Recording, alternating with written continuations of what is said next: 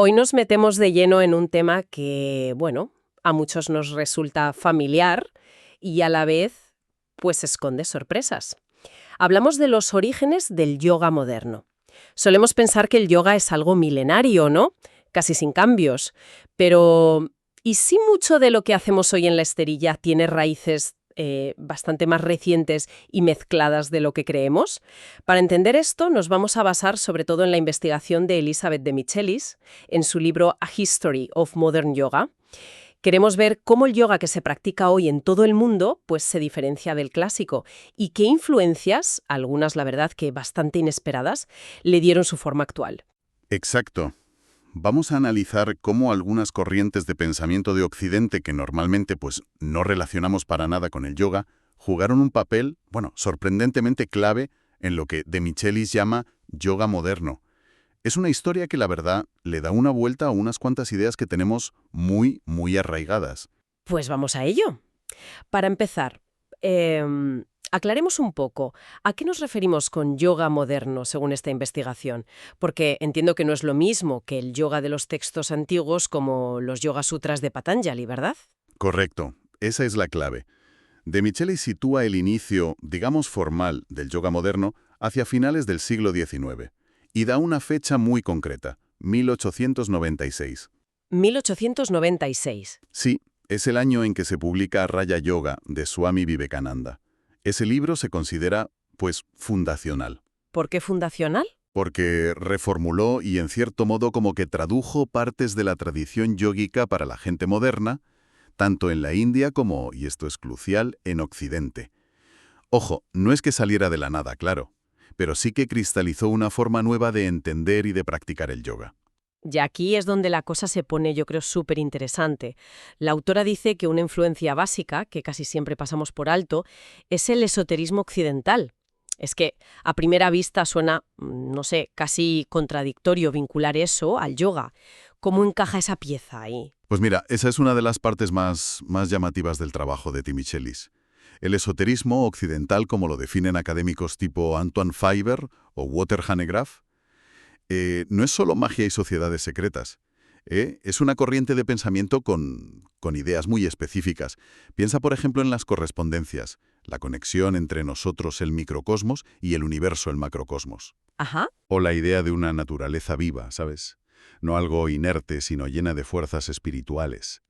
También el poder de la imaginación creativa, no como fantasía, sino como una herramienta para conocer la realidad. Vale. Y la búsqueda de una transformación personal, una transmutación.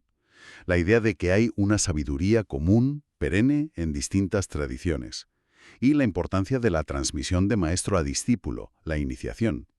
Bueno, pues de Michelis argumenta que estas ideas, y otras que vinieron después como el espiritualismo de la Reforma o el impacto de la Ilustración, que curiosamente llevó a un esoterismo más secular, lo que llamamos ocultismo, pues encontraron un eco inesperado en la India del siglo XIX. ¿Un eco en la India? Sí, una India que estaba en plena efervescencia cultural y religiosa. No fue una imposición, fue más bien un diálogo, bastante complejo. Entiendo la idea general del esoterismo y lo cómo se dio esa conexión en la práctica con el hinduismo de la época. ¿Hubo gente, grupos que hicieran de puente? Sí, totalmente. El vehículo principal fueron los movimientos reformistas hindúes, sobre todo el Brahmo Samaj. El Brahmo Samaj. Exacto. Figuras como Ram Mohan Roy, Devendranath Tagore y, muy importante, Keshub Chandra Sen. Ellos empezaron a reinterpretar el Vedanta, la filosofía de las Upanishads, y de ahí salió lo que se llama Neo-Vedanta, que era básicamente un intento de hacer el Vedanta compatible con la racionalidad y el universalismo que veían en Occidente, pero sin perder su identidad hindú, claro.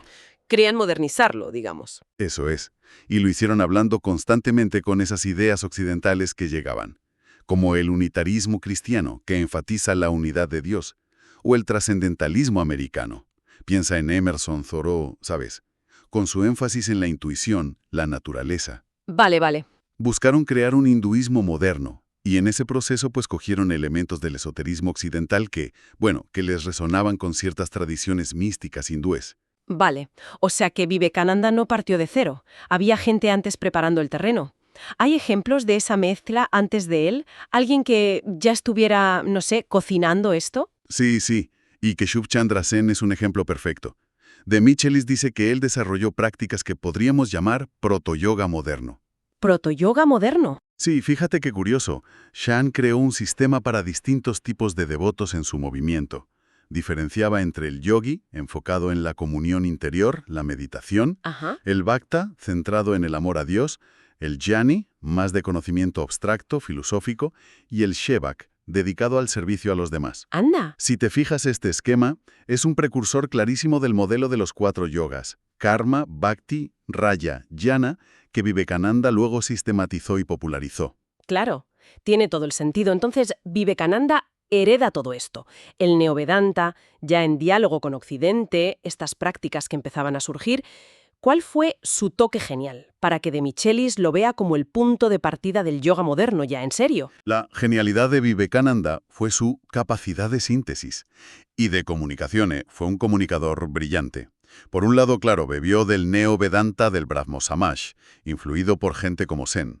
Y por otro, durante su viaje a Estados Unidos en los 1890, que fue súper impactante, sobre todo después del éxito brutal que tuvo en el Parlamento de las Religiones de Chicago en 1893. Sí, eso fue un hito. Pues ahí entró en contacto directo con lo más vanguardista del ocultismo y el pensamiento metafísico occidental de la época, y lo absorbió. Se empapó de ideas del armonialismo americano, esa creencia de que vivir en armonía con el cosmos trae salud y felicidad.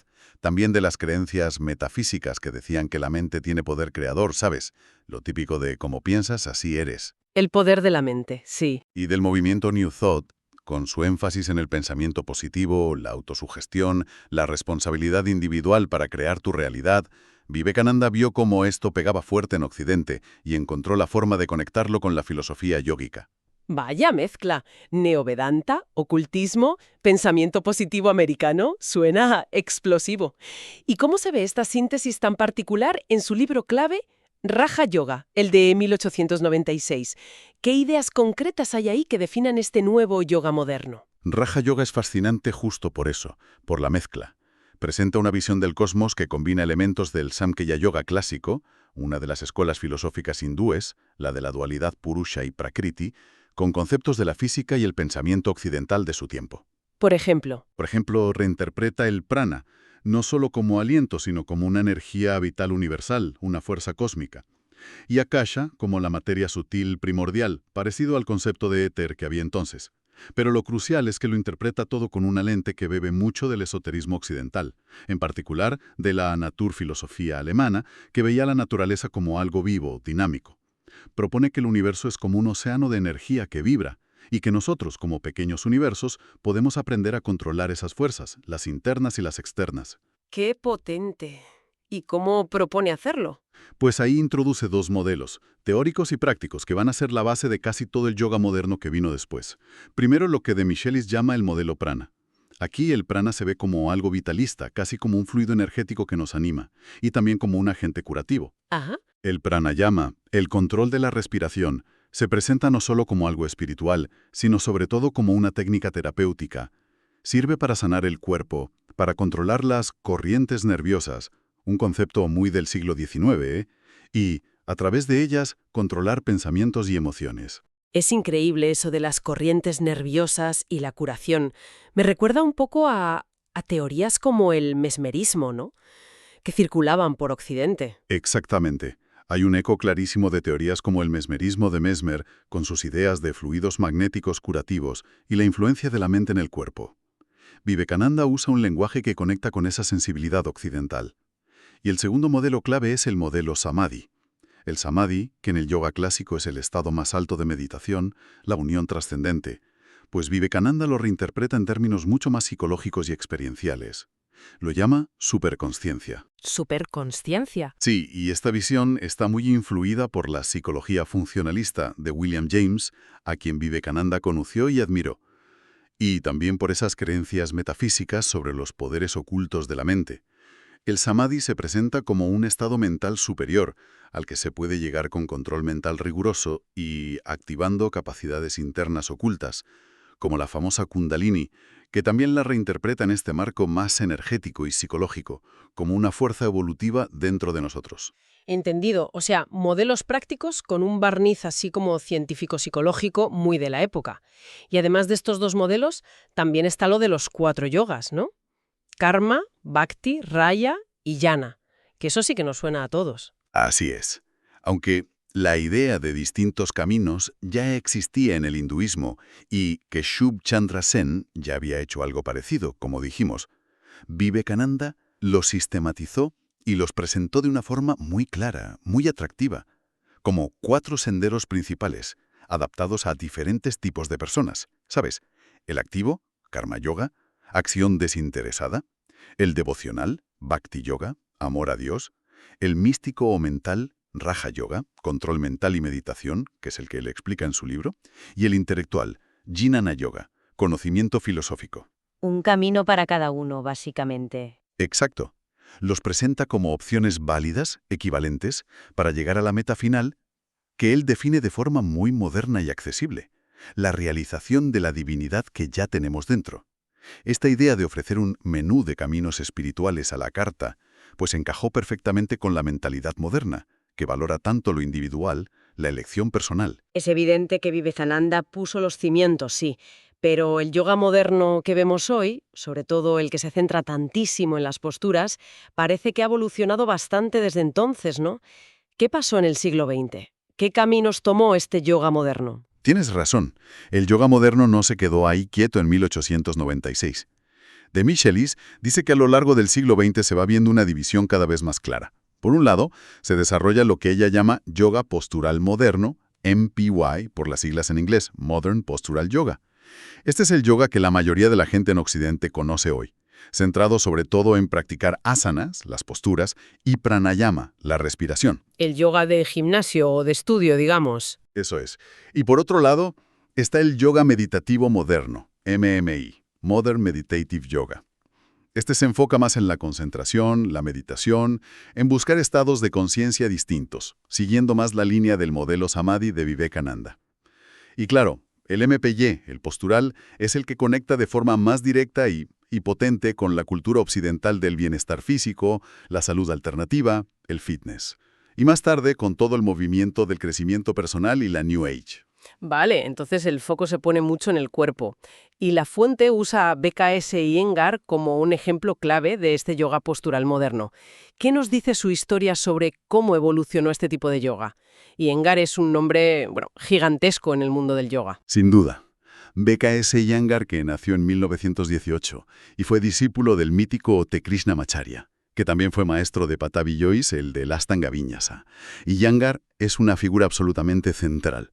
Fue clave en la popularización masiva, en la consolidación técnica y en la aculturación profunda del MPY en todo el mundo, sobre todo desde mitad del siglo XX hasta que murió en 2014. Su carrera larguísima y sus libros, que son súper influyentes, son, según de Michelis, un espejo perfecto de cómo ha evolucionado esta rama del yoga moderno. Ella analiza sus libros principales como si fueran etapas de este proceso. A ver, cuéntame. Primero, su famoso libro Light on Yoga, publicado en inglés en 1966. Aquí, Luz sobre el Yoga, representa la fase de popularización. El libro es casi una enciclopedia de asanas, con un énfasis tremendo en la técnica detallada, la precisión anatómica, la alineación. Presenta el yoga como un sistema súper completo de autoayuda psicofísica. Aunque menciona la tradición, los Yoga Sutras, el Hatha Yoga clásico, lo hace mezclándola con las influencias neovedánticas de Vivekananda y, muy importante, con una ética muy moderna de automejora, de self-improvement. Es un yoga para estar mejor física y mentalmente. Ese libro está en las estanterías de medio mundo, es verdad. Se nota muchísimo ese enfoque casi científico en la postura. ¿Y después de esa popularización? Pranayama. Y para De Michelis, esto marca la fase de consolidación. Aquí, Iyengar coge el modelo prana de Vivekananda y lo expande. Bueno, a lo bestia. Desarrolla una teoría y una práctica del pranayama increíblemente detalladas. Lo entiende como el control consciente de la energía vital, del prana, a través de la respiración, y lo relaciona muy directamente con la salud física y mental, usando a menudo un lenguaje que se apoya en modelos anatómicos y fisiológicos occidentales. Habla de nervios, de sistemas del cuerpo, de equilibrio energético. Ah, claro. Es lo que De Michelis llama un neo-hatha yoga ya plenamente desarrollado, donde las técnicas tradicionales se reinterpretan a la luz de la ciencia y la medicina modernas. Entiendo, consolida la parte energética y respiratoria con un lenguaje más actual, más científico casi. Y el último gran libro, el que dedicó a los sutras. Exacto. Light on the Yoga Sutras of Patanjali. Luz sobre los Yoga Sutras de Patanjali, de 1993. Este corresponde a lo que De Michelis llama la fase de aculturación. Aquí, Iyengar mete de forma más clara el modelo Samadhi de Vivekananda en su sistema, que hasta entonces se veía como muy físico, ¿no? Intenta integrar su método postural tan detallado con la filosofía yógica clásica. Ofrece su propia interpretación de los Yoga Sutras. ¿Y cómo lo hace? Pues lo hace con una lente que mezcla su neo-hatha yoga, la práctica física precisa, con una síntesis filosófica que De Michelis describe como neo-Visistadvaita. El Visistadvaita es una escuela clásica del Vedanta que, simplificando mucho, le da importancia a un dios personal y a la devoción, al bhakti, lo cual es curioso en un sistema tan técnico como el de Iyengar, Sí, es interesante esa mezcla. que, al hacerlo, mantiene una cierta polivalencia en el significado. Su yoga lo puede practicar alguien que solo busca salud y flexibilidad, pero también quien busca un camino espiritual profundo. Y esto le permite seguir atrayendo a un público súper amplio y diverso. Es que es realmente notable ver esa capacidad de adaptación y de reinterpretar durante décadas, ¿eh? Y esto nos lleva a una de las conclusiones más sugerentes y quizá polémicas del libro. La idea de que una clase típica de yoga postural moderno, MPY, como las que se dan en miles de sitios hoy, funciona en la práctica como un ritual curativo de la religión secular. ¿Qué quiere decir exactamente con eso? Suena muy potente. Es una interpretación sociológica fascinante, la verdad. De Michelis aplica la teoría antropológica clásica de los rites de paso, la de Arnold, Van Gennep y Victor Turner, para analizar cómo se estructura y se vive una clase normal de MPI, y argumenta que sigue un patrón de ritual en 3 fases. A ver, Primero está la fase de separación. Es el principio de la clase. Llegas al estudio, te quitas los zapatos, apagas el móvil, te sientas en la esterilla, a veces cantas un mantra o simplemente estás en silencio. Simbólicamente es como separarte del mundo profano, del ruido, de las preocupaciones, para entrar en un espacio y un tiempo distintos. Un espacio que se siente como neutro, seguro o incluso un poco sagrado, ¿no? La sala, tu esterilla. sí, eso se percibe claramente. El ambiente dentro de una clase suele ser muy diferente al de fuera, sí. La segunda fase es la fase de transición o liminal. Este es el meollo de la clase. La práctica de asanas y pranayama. Es un estado intermedio, liminal. No estás del todo en el mundo normal, pero tampoco en otro estado completamente distinto. Durante esta fase, aprendes y experimentas formas nuevas de estar en tu cuerpo, de sentir la respiración, de observar tu mente. Sigues las instrucciones precisas del profesor, lo que los antropólogos llaman ortopraxis, el énfasis en hacer lo correcto más que en creer lo correcto. Buscas la alineación, trabajas con esfuerzo, con concentración. El cuerpo se convierte en el centro. Totalmente. El cuerpo es el foco del ritual, un microcosmos donde libras una especie de batalla controlada contra tus propias limitaciones. Y aquí está el potencial transformador del ritual, la posibilidad de curación, healing, en inglés, a nivel físico, aliviar dolores, tensiones, y de sanación, wholeness, algo más integral, una sensación de bienestar, de unidad. El profesor es el guía técnico, pero a menudo también facilita esta experiencia, casi como un sanador moderno. Y la tercera fase, imagino, es la relajación final, el savasana. Justo, es la fase de incorporación. La relajación final, savasana, la postura del cadáver. Según esta lectura ritual, es mucho más que un simple descanso para que el cuerpo asimile el ejercicio. Se vive como un momento de interiorización profunda, de calmar la mente, donde integras la experiencia de la fase anterior, la liminal. A veces incluso se le da un significado simbólico de muerte y renacimiento. Morir a las tensiones, al ego, al estado anterior, para renacer a un estado de más calma, de claridad, de conexión. Como una pequeña transformación. Exacto. Es el momento de prepararte para volver al mundo cotidiano, pero sintiéndote regenerado, renovado por el contacto con algo que has percibido como significativo, ya sea paz profunda, unidad o simplemente un gran bienestar físico y mental. Visto así, la verdad es que tiene mucho sentido. El yoga postural moderno, entonces, cubre necesidades muy de hoy, como estar en forma o manejar el estrés, pero a la vez parece que ofrece un acceso a través del cuerpo muy experiencial a algo que roza lo trascendente o lo significativo, y lo hace de una forma muy individual, muy flexible, sin tener que adherirte a dogmas religiosos estrictos, lo cual encaja muy bien en nuestra sociedad secularizada, ¿no? Entonces, resumiendo un poco esta inmersión profunda, lo que nos revela la investigación de Demichelis es que el yoga moderno es una mezcla fascinante y compleja, una amalgama. No es simplemente una herencia ancestral milenaria que ha llegado intacta hasta hoy, sino un fenómeno histórico relativamente reciente. Nació de un encuentro, a veces tenso, a veces súper creativo, entre Oriente y Occidente, entre una tradición hindú que se estaba reinventando a sí misma y corrientes esotéricas, ocultistas y de pensamiento metafísico muy de la modernidad occidental. Totalmente. Figuras como Vivekananda y luego Iyengar, entre muchos otros, fueron absolutamente clave para darle forma, para traducirlo al lenguaje, sensibilidades y necesidades de hoy. El resultado es esta práctica enormemente polivalente que tenemos, que puede ser desde un ejercicio físico exigente y una herramienta para la salud, hasta un camino de autoconocimiento, de crecimiento personal, de conexión espiritual. Y como hemos visto con la interpretación ritual, puede incluso funcionar como una especie de ritual secular adaptado a nuestros tiempos, ofreciendo estructura, significado y una forma de acceder a estados de bienestar a través de la experiencia del cuerpo. Después de descubrir toda esta historia que hay detrás de la práctica, la verdad es que queda una pregunta flotando en el aire. Si sabemos que una parte importante del yoga que se practica masivamente hoy es este híbrido histórico tan particular, ¿cambia eso en algo, la forma en que deberíamos percibirlo o practicarlo? ¿Tiene alguna importancia real para quien está sobre la esterilla distinguir entre esa narrativa popular de sabiduría ancestral inmutable y esta historia más compleja, mestiza, documentada por académicas como Demichelis? ¿O no? Ahí queda esa reflexión. Gracias por acompañarnos en este análisis a fondo de los sorprendentes orígenes del yoga moderno.